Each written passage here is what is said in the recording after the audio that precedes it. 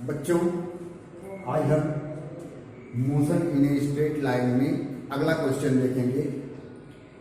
Numerical देखेंगे। ध्यान दीजिए, एक जेट विमान 500 किलोमीटर प्रति घंटा के वेग से गति कर रहा है। जेट विमान के पृष्ठभाग से गैसें जेट के सापेक्ष 1500 किलोमीटर प्रति घंटे के वेग से निकल रही हैं। जमीन पर व्यक्ति के सापेक्ष गैसों का वेग ज्ञात कीजिए। सबसे पहले ध्यान दीजिएगा, यक्स देखिए, यक्स अक्ष के अनुदिश इधर आप धनात्मक लेते हैं और इधर हम ऋणात्मक लेते हैं। ये आपका प्लस एक्स एक्सिस है और ये माइनस एक्स एक्सिस है। तो सबसे पहले हम क्या करेंगे, ध्यान दीजिएगा, यक्स एक्स की धन दिशा की ओर, ठीक है, प्लस एक्स एक्स और ऋण दिशा की ओर जो है माइनस एक्स एक्स को कंसीडर करेंगे। यहां देखिए, जेट विमान जो है प्लस एक्स अक्ष के अनुदिश गति कर रहा है। हम मान लेंगे, माना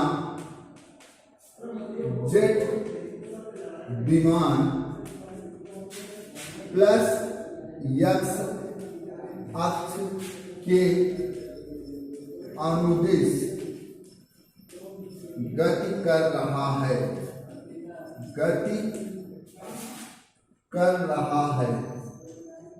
ठीक है। जब आपका जेट विमान प्लस एक्स अक्ष के अनुदिश गति करेगा तब आपका गैसें जो है पीछे से निकलेंगी, ठीक है। तो ध्यान देंगे, गैसें जो है वो आपका गैस जो है माइनस एक्स अक्ष के अनुदिश, गैस में माइनस एक्स अक्ष के अनुदिश लेंगे, ठीक है। जेट विमान अगर आपका प्लस एक्स अक्ष के अनुदिश होगा तो गैसों को हम माइनस एक्स अक्ष के अनुदिश कंसीडर करेंगे। देखिए, दिया गया है जेट विमान का वेग, जेट विमान का वेग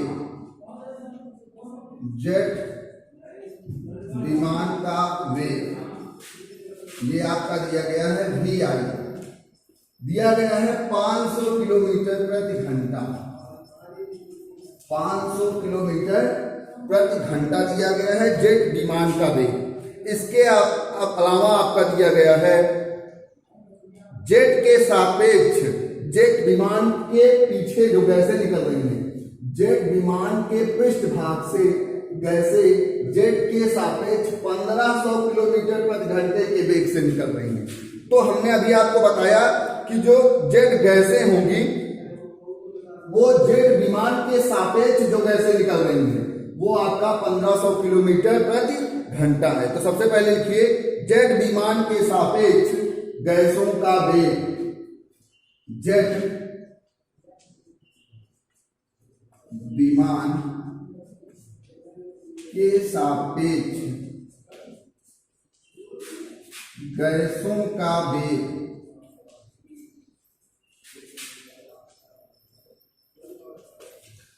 देखिए जेट विमान के सापेक्ष निकाल रहे हैं इसलिए हम VGI हो जाएगा। क्या हो जाएगा? VGI, और ये VGI हो जाएगा आपका VG माइनस VI, ठीक है। और ये VGI आपको दिया गया है, VGI दिया गया है माइनस 1500 किलोमीटर प्रति घंटा, तो ये हो जाएगा माइनस 1500। और VG आपका जो है नहीं, VG ज्ञात नहीं है, ठीक है। VI आपको पता है, तो VI कितना दिया गया है? 500 किलोमीटर प्रति घंटा, ठीक है। तो यहां से ध्यान देंगे,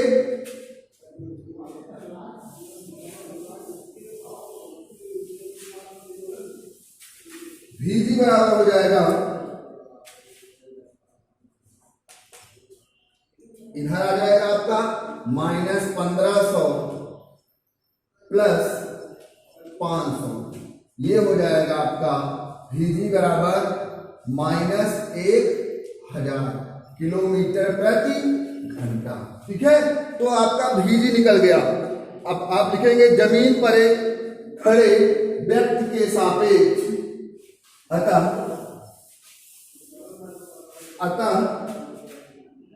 जमीन पर खड़े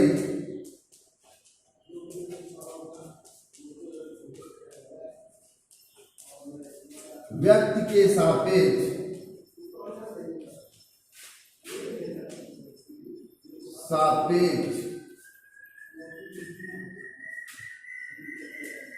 गैस का वेग, जमीन पर खड़े व्यक्ति के सापेक्ष गैस का वेग आपका हो जाएगा 1000 किलोमीटर प्रति घंटा। ध्यान दीजिएगा, आपका जमीन के सापेक्ष ले रहे हैं और ये जो है आपका 0 माइनस VG हो जाएगा। जमीन पे आपका 0 हो जाएगा, माइनस माइनस प्लस हो जाएगा। तो जमीन पर खड़े व्यक्ति के सापेक्ष गैस का वेग जो है 1000 किलोमीटर प्रति घंटा होगा।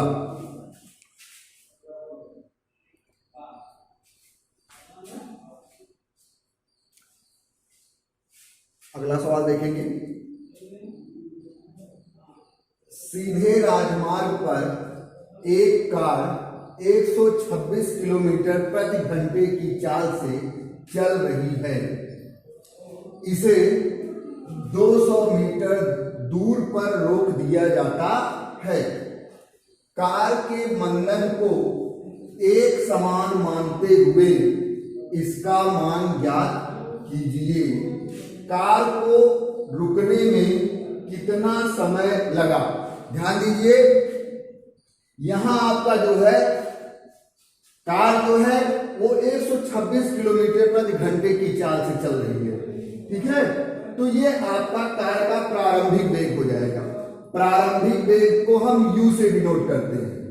ठीक है, उसके बाद दे रहा है इसे 200 मीटर दूर पर रोक दिया जाता है।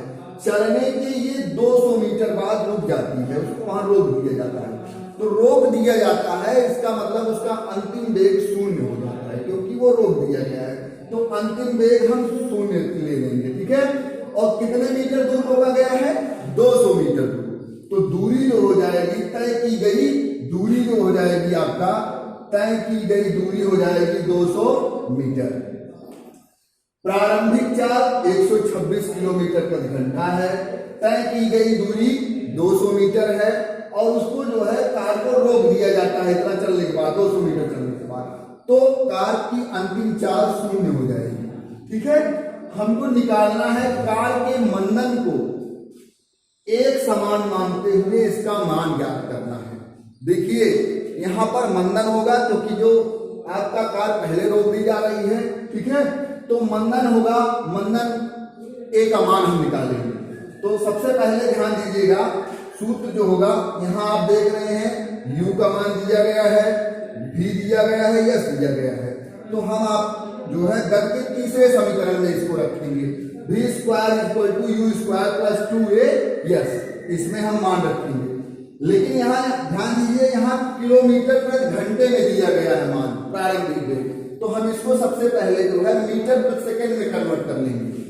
1 किलोमीटर प्रति घंटा, 1 किलोमीटर में 1000 मीटर, और 1 घंटे में 3600 सेकंड होते हैं। तो हम किलोमीटर प्रति घंटे को मीटर प्रति सेकंड में कन्वर्ट कर लेंगे। देख रहे हैं आप कैसे कन्वर्ट किया गया है, 0 से 0 कैंसिल हो जाएगा, 10/36 आ जाएगा। 10 को फिर काट देंगे 2 से, 2 पंचे 10, 2 एकम 2, 2 8 16, ये आ जाएगा 5/8 मीटर प्रति सेकंड। 1 किलोमीटर प्रति घंटा जो है 5/8 मीटर प्रति सेकंड के बराबर होता है।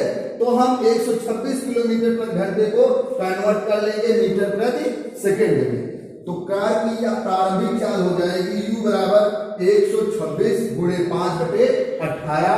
देखिए यहाँ हमने 2 से काटा है इसको, 2 9 18, फिर आपका 2 6 12, 2 3 6, 63 आ गया। फिर 63 को हमने काट लिया है 3 से, 3 त्रिका 9, 3 दूनी 6, 3 एकम 3। तो 21 का हमने 5 से मल्टीप्लाई कर दिया है, 5 एकम 5, 5 दूनी 10, तो 105/3 आ गया। फिर हम इसको भाग दे देंगे, छोटा करते जा रहे हैं, 3 से भाग देंगे, 3 त्रिका 9, एक बचेगा आपका 15 हो जाएगा।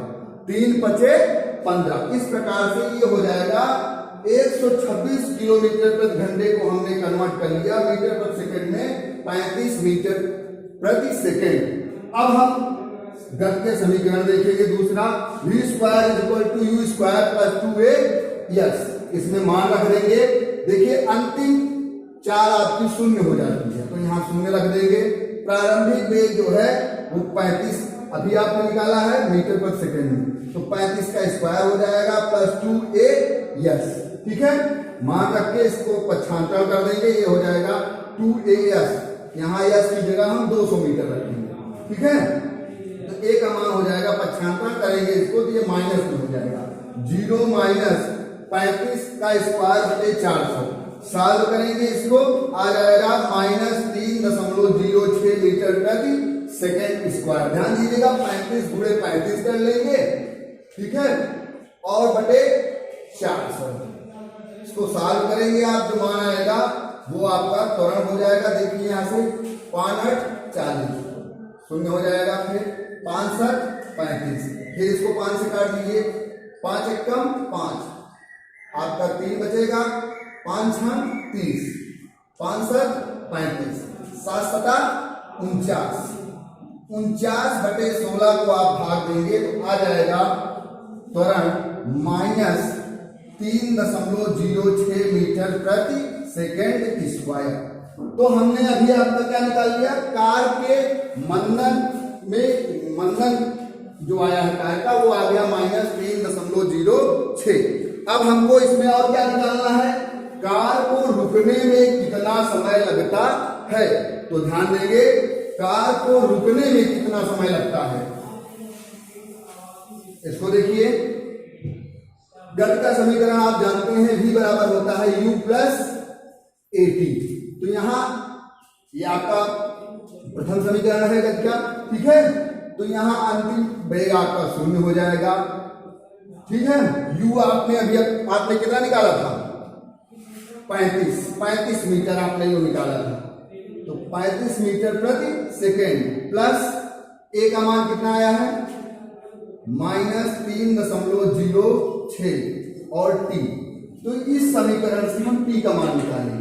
देखिए यहाँ ये हो जाएगा 35 प्लस माइनस माइनस हो जाएगा 3.06। इसका हम पक्षांतर कर देंगे तो हो जाएगा 0, 3.06 t बराबर 35।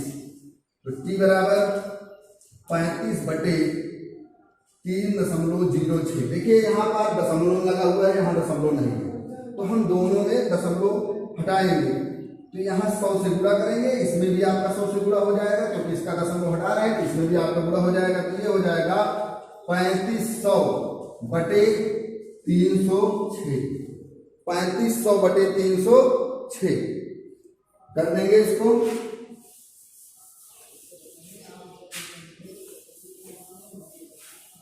देखिए ये आपका मान 2 से कटेगा, या नहीं तो हम डायरेक्ट भाग भी ले सकते हैं। ठीक, भाग दे देंगे हम 3500 306 से। ठीक है, 306 एकदम 306 ये आ जाएगा, 10 में से 6 जाएगा 4, यहाँ आपका 4 बचेगा। ठीक है, यहाँ 0 हो जाएगा, फिर आपका एक बार जाएगा 306, 10 में से 6 जाएगा 4, यहाँ आपका 3 बचेगा। ठीक है, 10 में से 6 जाएगा 4, यहाँ 3 बचेगा और 4 में से 3 जाएगा 1। अभी इसमें 136 में 134 में नहीं जाएगा, दशमलव लगाएंगे, 0 बढ़ा देंगे। ठीक है, तो आ जाएगा 11। देखिए कितनी बार जा रहा है, 3 चौक 12, 3 चौक 12, 4 बार लेके जाएंगे, 4 6 24 के 4 हासिल आए 2, यहाँ 4 शून्य शून्य और 2 हो जाएगा 2, 4 तिहाई 12, 10 में से 4 जाएगा 6, यहाँ 3 में से 2 जाएगा 1 और 3 में से 2 जाएगा 1। तो हम ये मान लेंगे लगभग 11.4 सेकेंड। ये आ जाएगा 11.4 सेकेंड लगभग समय लगे ये कार को रुकने में। ठीक है, कार को रुकने में लगभग 11.4 सेकेंड लगेंगे।